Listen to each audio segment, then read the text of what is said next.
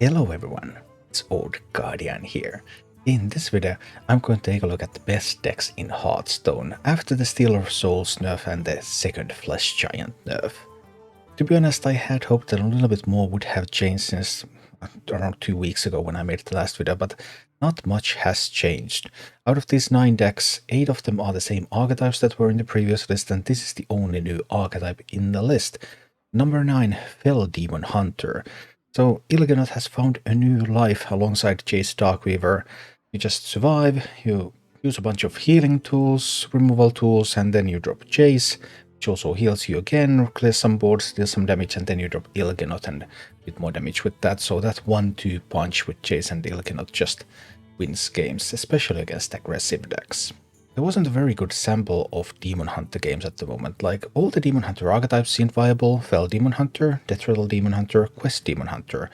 All of them are above 50% win rate decks, and I had some difficulty distinguishing, okay, which one of these is the best. I only wanted to feature one because they were still a notch below the other decks in this video, so I chose the Fel Demon Hunter, a little bit of something new at least. Even the order of the archetypes hasn't changed much, although there might be some surprises near the top of the list.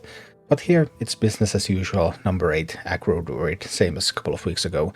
Aggro Druid lists themselves have evolved a little bit. Cornelius is now often dropped. It was a little bit slow after all, and we're seeing Adorable Infestation becoming more commonplace. Aggro Druid is still a fine deck. These changes haven't changed Aggro Druid's position a whole lot. It's still strong against many of the decks on the field, but then it has some crippling weaknesses, especially against quest decks and especially Quest Shaman. that matchup is horrendous. And while Aggro Druid overall has become stronger, it has become refined, then Quest Mages, Quest Shamans, Quest Warlocks have become so common on the ladder that the overall position of the deck has not improved.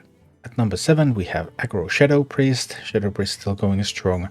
I think this is like one card different from the list last week. Disciplinary and Gambling is still doing well. Kazaku's lists are also still doing well, so nothing much has changed in that regard. Quest Mage is also still doing fine. Right now I slightly prefer Return to Apex's Blast, but you could still play a Wound Thief variant and you would also be completely fine. Your strength against other quest decks, because those other quest decks are so common right now, are really carrying this deck. This is the main counter to other quest decks. And even though you have weaknesses against aggro, countering those quest decks is just enough to survive. Elemental Shaman also still a fine deck. Nothing has changed, the list is still completely the same as it was a couple of weeks ago.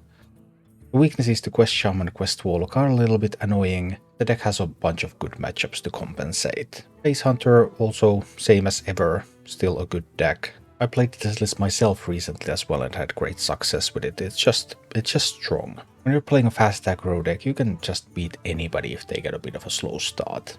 Quest Shaman is a little bit better now than it was a couple of weeks ago. The deck itself has not changed much, just these minor changes. Like this list compared to the one that I presented 2 weeks ago, there's one less landslide and there is one copy of Overdraft, and this seems to be the best performing list right now, so just tiny adjustments to the meta. But if you're playing a 2-week-old list, you're still doing perfectly fine. Well, Quest Warlock. Nerfed twice, still the best deck in the game, or maybe not. After looking through all of the statistics, I actually concluded that Quest Warlock is only the second best deck in the game now that Flesh Giant costs 10 mana. It is still a phenomenal deck, of course. There is one deck that is even better, and that's our good old friend, Wulling's Secret Paladin. The deck hasn't changed in more than a month. It's been number 1 in my list, it has been number 2 in my list. It's back to number 1. It's just very strong.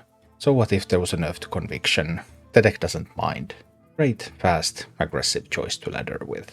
I had hoped that there would be more to report now. There have been a couple of nerf patches, there have been some changes, but there has not been a lot of innovation going on. Looking at the decks in this list, 3 of them are card for card exact same as they have been for weeks. Then there were several decks that have changed 1 or 2 cards. And unlike Aggro Druid has evolved a little bit, and then there's the Fel Demon Hunter that is a little newer. But on the bright side, if you have crafted some top tier decks in this expansion, you can still completely fine keep playing them. We'll see if people start building new decks again in Hearthstone or what, but I'll get back to you when there's new data. Thank you for watching. If you enjoyed the content, please click the like button, subscribe to my channel, and check out my Twitch channel.